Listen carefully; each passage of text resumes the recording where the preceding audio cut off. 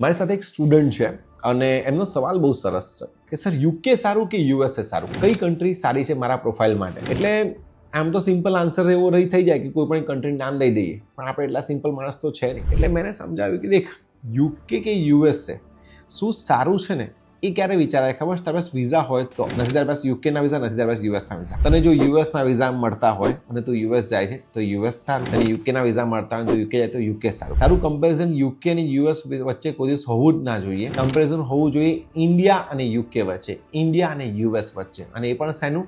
Study અને opportunity માટેનું. આ રીતે વિચારશો ને તો અબ્રોડ જવું ઇઝી થઈ જશે, જે વસ્તુ આપણી પાસે છે જ નહીં. યુએસના વિઝા જ નથી આપણી પાસે, કદાચ આપણું રિજેક્શન આવી ગયું છે, કે યુકે આપણે ગયા જ નથી કોઈ દિવસ, તો એ કમ્પેરિઝન તમે કેવી રીતે કરી શકવાના છો? કાં તો પ્રોફાઇલને એટલો સ્ટ્રોંગ બનાવો કે દુનિયાની કોઈ પણ કન્ટ્રી તમે ચૂઝ કરી શકો, અથવા જે કન્ટ્રીમાં ઇન્ડિયા કરતાં વધારે ઓપોર્ચ્યુનિટી મળતી હોય એ કન્ટ્રીમાં જવા માટે તૈયાર થઈ જાઓ. તમને લોકોને પણ આવા ક્વેશ્ચન છે, તમને પણ લાગી રહ્યું છે કે કંઈક પૂછવું છે તમારા લોકોને, તો તમે આ નીચે આપેલા નંબર પર કોન્ટેક્ટ કરી શકો છો, કોમેન્ટ પણ કરી શકો છો, DM પણ કરી શકો છો, ફોલો કરી દેજો યાર પ્લીઝ.